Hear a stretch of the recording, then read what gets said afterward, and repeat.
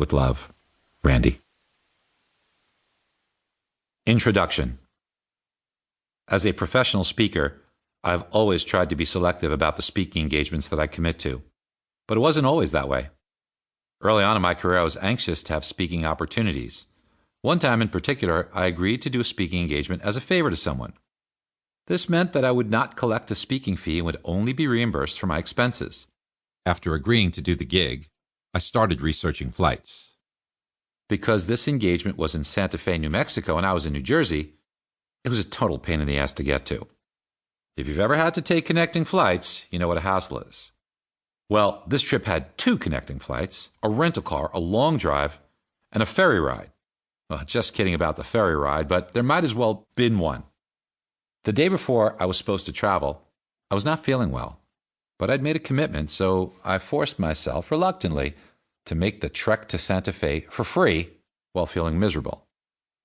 Little did I know that this opportunity would change the course of my life. The venue was not the greatest. I knew I was in trouble when I checked in and found that the cost of the room was only $25 per night. To top it off, the hotel provided a coupon for a free beer with each night's stay.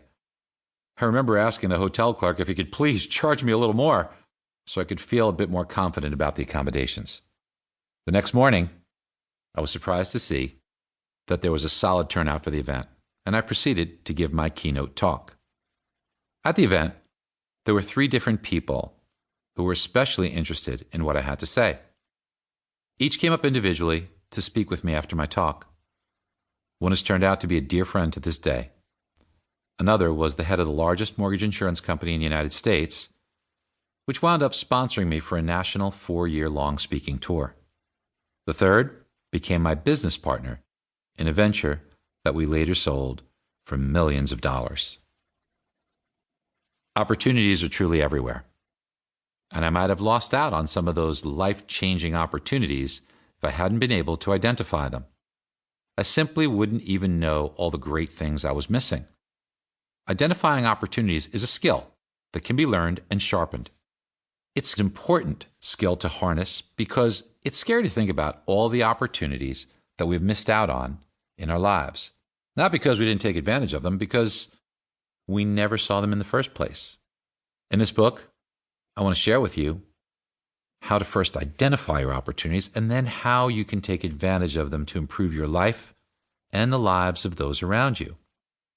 The opportunities I'm talking about can be related to business or your personal finances, but they can also be about the relationships that make our lives so special.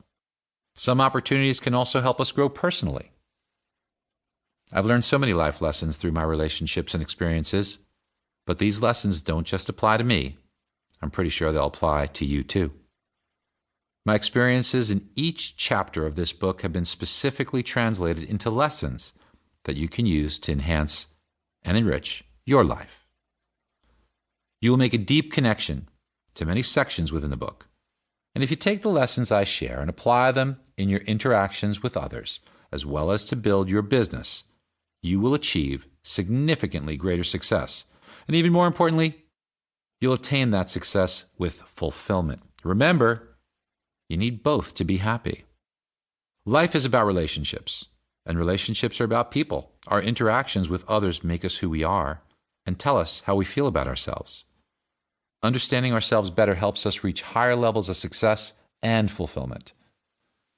Money in the streets is a phrase that means there are opportunities all around us that others are passing by. They just don't know the trick yet, which is first how to look for opportunities and then make the most of them.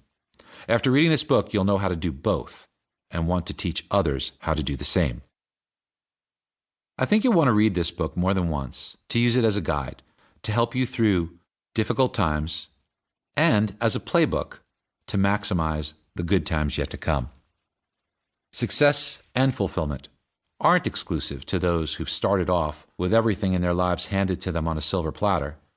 I sure wasn't one of those lucky ones. As you'll come to see, I grew up extremely poor and can relate to what it's like to have both financial and family struggles. Overcoming those early disadvantages has given me the perspective and experience that I will share with you. These lessons